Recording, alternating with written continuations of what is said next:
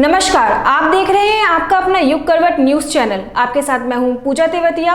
पेश है आज का हमारा न्यूज बुलेटिन। आइए नजर डालते हैं आज की हेडलाइंस पर। सीएम योगी ने पुलिस कर्मियों को दिया 144 भवनों की सौगात। सांसद संजय सिंह ने भाजपा पर बोला हमला। और गाजियाबाद पुलिस ने बरामद किए फोन लौटाए। प्रधानमंत्री नरेंद्र मोदी ने फरीदाबाद और पंजाब की जनता को बड़ी सौगात दी है। पीएम मोदी ने बुधवार को 2600 बेड के अमृता अस्पताल का उद्घाटन किया, तो वहीं होमी भाभा कैंसर अस्पताल की सौगात भी दी। प्रधानमंत्री नरेंद्र मोदी ने फरीदाबाद में प्रदेश की जनता को एक बड़ी सौगात दी है। पीएम मोदी ने 2600 बेड के अमृता अस्पताल का उद्घाटन किया। इसके अलावा प्रधानमंत्री मोदी ने पंजाब के लोगों को होमी भाभा कैंसर अस्पताल की सौगात भी दी।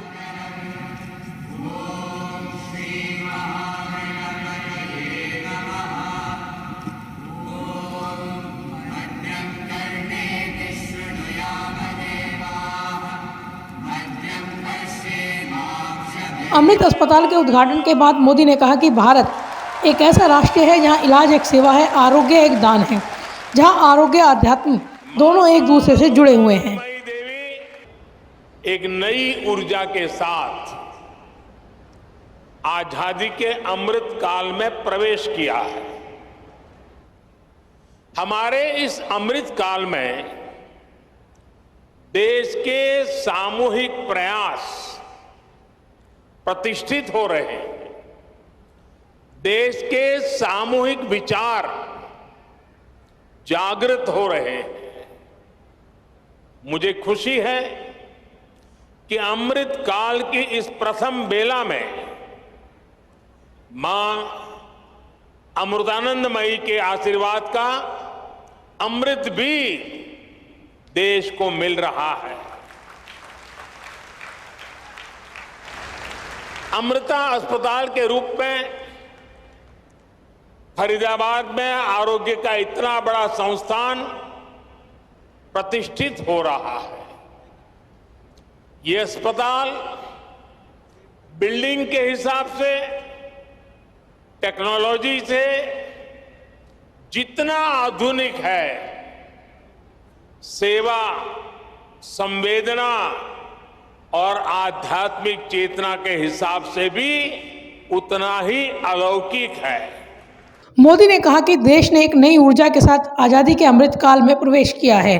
हमारे इस अमृत काल में देश के सामूहिक प्रयास प्रतिष्ठित हो रहे हैं, देश के सामूहिक विचार जागृत हो रहे हैं। आधुनिकता और आध्यात्मिकता, इसका ये समागम गरीब और मध्यम वर्ग के परिवारों की सेवा का उनके लिए सुलभ प्रभावी इलाज का माध्यम बनेगा। मैं इस अभिनव कार्य के लिए, सेवा के इतने बड़े महायज्ञ के लिए पूज्य अम्मा का हृदय से आभार व्यक्त करता हूं। स्नेहं तिन्ने, कारुण्य तिन्ने, सेवन तिन्ने, त्याग तिन्ने, पर्यायमान अम्मा।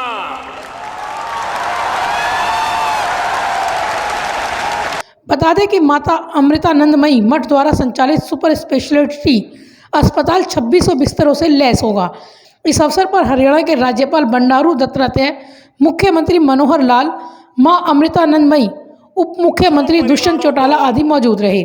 ब्यूरो रिपोर्ट, युग करवट न्यूज।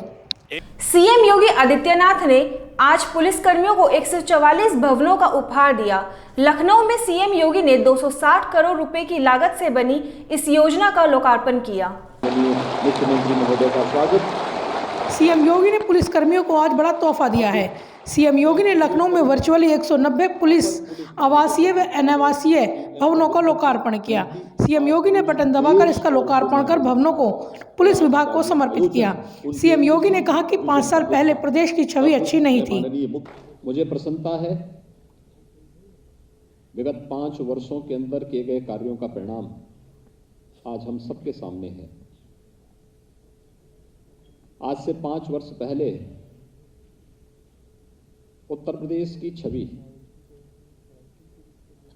एक ऐसे राज्य के रूप में थी जो दुनिया में और देश में बीमारू प्रदेश के रूप में गिना जाता था, जहां पर विकास की कोई सोच नहीं, ये जो धारणा बन चुकी थी उसका कारण था बदतर कानून व्यवस्था। हर दूसरे तीसरे दिन एक बड़े दंगे के कारण प्रदेश के बारे में न केवल लोगों की धारणाएं बहुत अत्यंत खराब थी, बल्कि उत्तर प्रदेश के अंदर कोई भी तबका अपने आप को सुरक्षित महसूस नहीं करता था। क्या उद्योग जगत, क्या व्यापारी, क्या महिलाएं, क्या बेटियां, क्या नौकरी पेशा वाला व्यक्ति, या कोई किसान, या कोई श्रमिक, कोई भी अपने आप को सुरक्षित महसूस नहीं करता था। उस समय हमारे सामने चैलेंज था। मुझे याद है जब मैंने 19 मार्च 2017 को उत्तर प्रदेश के मुख्यमंत्री के रूप में मुझे शपथ ग्रहण करवाया गया। 20 मार्च को मैंने सबसे पहले गृह विभाग का ही निरीक्षण किया था। मुझे वहां दुर्व्यवस्था देखने को मिली थी, फाइलों के ढेर देखने को मिले थे, धूल से सनी हुई इन फाइलों के बीच में कैसे कार्मिक कार्य करते थे, और धूल से सटी हुई फाइलें इस बात की गवाही कर रही थी कि कार्य नहीं हो रहा है। और उस समय प्रदेश की बदतर कानून व्यवस्था के बारे में जब मैंने प्रश्न पूछे थे तो मुझे बहुत सारी चीजें देखने को मिली थी। सीएम योगी ने कहा कि प्रदेश में कोई अपने को सुरक्षित नहीं समझता था, लेकिन निरंतर प्रयास से अब अच्छे कामों का परिणाम सामने आ रहा है। पुलिस में 1 लाख से अधिक भर्तियां की गई। और उस समय जब पुलिस बल के बारे में मैंने पूछा कि आखिर 23-24 करोड़ की उस समय की आबादी के अनुरूप हमारे पास पुलिस बल कितना होना चाहिए, कितनी कमी रह गई है, तो मुझे बताया गया कि 1.5 लाख पुलिस कार्मिक है ही नहीं, भर्ती नहीं हुई। पीएससी की 54 कंपनियां ही समाप्त कर दी गई। पीएससी की महिलाओं की कोई बटालियन नहीं है। आपदा प्रबंधन के लिए एसडीआरएफ प्रदेश में गठित ही नहीं हुआ है। और फिर हम लोगों ने पुलिस भर्ती की पारदर्शी व्यवस्था को प्रदेश के अंदर लागू किया था। मुझे प्रसन्नता है, बिना भेदभाव के 1,62,000 से अधिक भर्तियों की प्रक्रिया को अब तक हम लोगों ने सफलतापूर्वक प्रदेश के अंदर संपन्न किया है। बता दें कि 226 करोड़ की लागत से 144 आवासीय व अनिवासीय भवनों का निर्माण किया गया था, जिसमें मथुरा सहित अन्य जिलों के भवन शामिल हैं। सीएम ने पुलिस लाइन की व्यवस्थाओं में भी सुधार की बात कही। ब्यूरो रिपोर्ट, युग करवट न्यूज। आम आदमी पार्टी के सांसद संजय सिंह ने बुधवार को भाजपा सरकार पर हमला बोला। उन्होंने प्रेस वार्ता में आरोप लगाया कि भाजपा उनके विधायकों को खरीदना चाहती है, लेकिन ऐसा संभव नहीं होगा। दिल्ली में शराब नीति को लेकर मचे सियासी घमासान के बीच बुधवार को आम आदमी पार्टी ने प्रेस कॉन्फ्रेंस की। इस दौरान आपके सांसद संजय सिंह ने मोदी सरकार पर जमकर हमला बोला। उन्होंने कहा कि मोदी सरकार के नापाक इरादों की पोल खुल गई है। उन्होंने दिल्ली के उप मुख्यमंत्री मनीष सिसोदिया के ऊपर किया जो प्रयास सीबीआई का इस्तेमाल करके फर्जी मुकदमा लिख के मनीष सिसोदिया को तोड़ने का किया, वो प्रयास अब दिल्ली के विधायकों के ऊपर शुरू हो गया है। दिल्ली के विधायकों को तोड़ने की कोशिशें की जा रही हैं। दिल्ली के विधायकों को मोदी जी अपने जांच एजेंसियों की धमकी दिलवाकर, अपने लोगों को भेजकर पैसे का ऑफर करके, धमका के, डरा के तोड़ने का और दिल्ली सरकार को गिराने का प्रयास कर रहे हैं। संजय सिंह ने दावा किया कि आपके 4 विधायक संजीव झा और सोमनाथ भारती, अजय दत्त और कुलदीप कुमार को भाजपा ने तोड़ने की कोशिश की और उन्हें 20 करोड़ का ऑफर दिया, लेकिन दिल्ली में भाजपा अपने इरादों में कामयाब नहीं होगी। भारतीय जनता पार्टी में जो इनसे संपर्क के लोग हैं वो इनसे मिलने आते हैं, इनसे जिनका मित्रवत संबंध है और धमकी भरे शब्दों में कहते हैं 20 करोड़ का ऑफर है, ले लो, वरना जैसे मनीष सिसोदिया पे सीबीआई छोड़ दी, जैसे मनीष सिसोदिया पे ईडी छोड़ दी, जैसे मनीष सिसोदिया पर फर्जी मुकदमे लगा दिए, ऐसे ही तुम्हारे ऊपर फर्जी मुकदमे लगा दिए जाएंगे, ऐसे ही तुम्हारे ऊपर केस कर दिए जाएंगे। जब ये कहते हैं मनीष सिसोदिया पे तो केस फर्जी है, मनीष सिसोदिया पे तो केस बेबुनियाद है, तो वो इनको कहते हैं मुझे मालूम है बेबुनियाद है, मुझे मालूम है फर्जी है, लेकिन तुम्हें नरेंद्र मोदी जी का तरीका नहीं मालूम। नरेंद्र मोदी जी का तरीका यही है सरकारों को गिराने और तोड़ने का। आप नेता ने आरोप लगाया है कि भाजपा की तरफ से सीबीआई और ईडी की धमकी दी जा रही है, उन्हें आप छोड़ने के लिए पैसे का लालच दिया जा रहा है। यह बहुत ही गंभीर मुद्दा है। ब्यूरो रिपोर्ट, युग करवट। नशे बेचने व तस्करी करने वालों के खिलाफ उत्तर प्रदेश सरकार ने एंटी नारकोटिक्स टास्क फोर्स का गठन किया है। इसके लिए प्रदेश को 3 रीजन में विभाजित किया है। यहाँ यह फोर्स नशे के सौदागरों पर बड़ी कार्रवाई करेगी। यूपी के ADG law and order Prashant Kumar ने इसकी जानकारी दी। नशे की समस्या और उससे होने वाले युवा वर्ग को जो अपूर्णीय क्षति पहुंच रही है, उसकी महत्ता को देखते हुए और उस आवश्यकता को देखते हुए राज्य सरकार द्वारा इसके लिए विशेष व्यवस्थाएं की गई है। अभी कुछ दिनों पहले एंटी नारकोटिक्स टास्क फोर्स का गठन भी राज्य स्तर से किया गया है और इसमें जो हमारे रीजन पूरे उत्तर प्रदेश को 3 रीजन में बांटा गया है। मुख्यालय पे भी से भी इसका अनुश्रवण किया जाएगा। जो 3 हमारे क्षेत्र हैं उसमें जो विभिन्न जो हमारे अभी के पुलिस के जोन हैं उसको उसमें विभाजित किया गया है और यहाँ गस्टेड ऑफिसर के द्वारा जो मादक पदार्थों का संचरण हो रहा है या मादक पदार्थों का उपयोग हो रहा है, उसके उपयोग को रोकने के लिए विशेष प्रबंध किए गए हैं।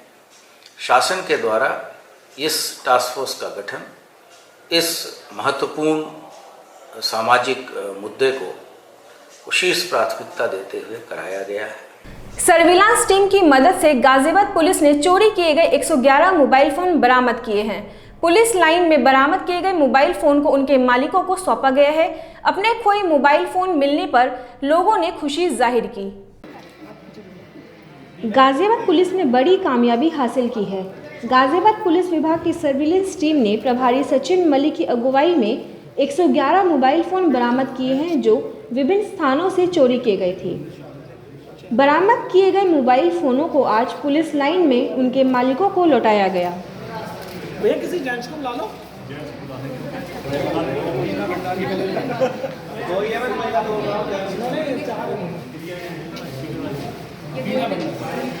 जिनका भी चेक कर लिया उनको दे दो।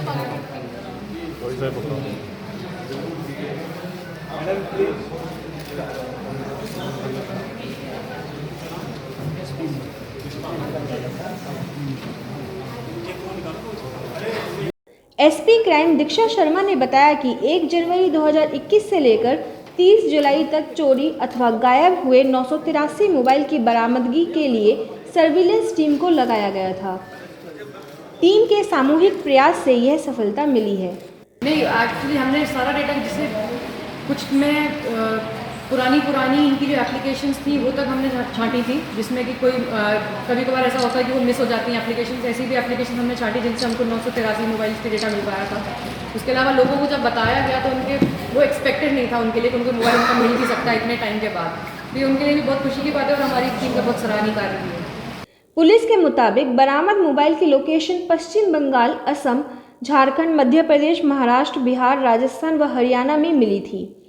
लोकेशन मिलने के बाद सर्विलेंस की कई टीम बनाई गई और जिन स्थानों पर मोबाइल की लोकेशन मिली थी उन स्थानों के थानों की पुलिस की सहायता लेकर ये मोबाइल बरामद किए। 246 मोबाइल में से हमको इतने बरामद हुए क्योंकि चल गए हैं। तो बाकी जो जैसा टीम लगी हुई है ये IMI रन कराती रहेगी और हमको भी हमको हो सकता है अगले महीने हमको और इसी तरीके हम 100 के आसपास मोबाइल नहीं आस पड़ोस के जिलों से, कुछ गाजियाबाद के थे, कुछ अदर जिलों के जिले। बरामद किए गए मोबाइल की कीमत 25 लाख रुपए से अधिक बताई गई है। इन मोबाइल के मालिकों को ट्रेस कर उन्हें सौंपने के लिए पुलिस जुटी हुई है। ब्यूरो रिपोर्ट युग करवट। केंद्रीय रेलवे मंत्री अश्विनी वैष्णव ने आज बिजनौर रेलवे स्टेशन का निरीक्षण किया। इस दौरान उन्होंने यात्रियों से वार्ता की और उनकी समस्याओं को जाना। उन्होंने अधिकारियों को व्यवस्था और बेहतर बनाने के निर्देश दिए। केंद्रीय रेल संचार व सूचना प्रौद्योगिकी मंत्री अश्विनी वैष्णव ने बिजनौर रेलवे स्टेशन का दौरा किया। इस दौरान उन्होंने स्टेशन पर व्यवस्थाओं का जायजा लिया और यात्रियों से भी बात कर उनकी समस्याएं जानी। केंद्रीय रेल मंत्री ने रेलवे यार्ड सहित रेलवे लाइनों पर ट्रेनों का आवागमन देखा और अधिकारियों को रेल यातायात सुचारू बनाने के लिए और प्रयास करने के निर्देश दिए।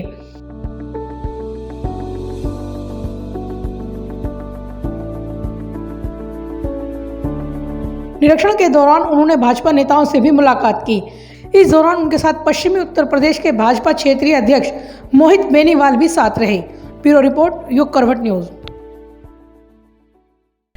शिक्षा के अधिकार नियम के तहत आवंटित छात्रों का निजी स्कूलों में दाखिला कराने के लिए अब प्रशासनिक अधिकारियों को मैदान में उतरना पड़ा है।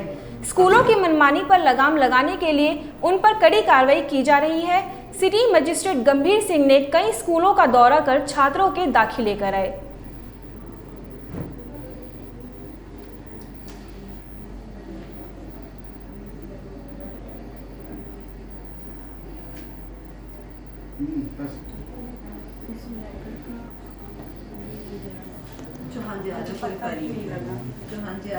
सोशल मीडिया पर एक वीडियो जमकर वायरल हो रहा है जिसमें कुछ युवक एक दूसरे युवक को ईंट व डंडों से जमकर पीट रहे हैं। मामला कबीरनगर क्षेत्र के गोविंदपुरम गल्ला मंडी का बताया जा रहा है। इस मामले में पुलिस ने एक आरोपी को गिरफ्तार कर लिया है।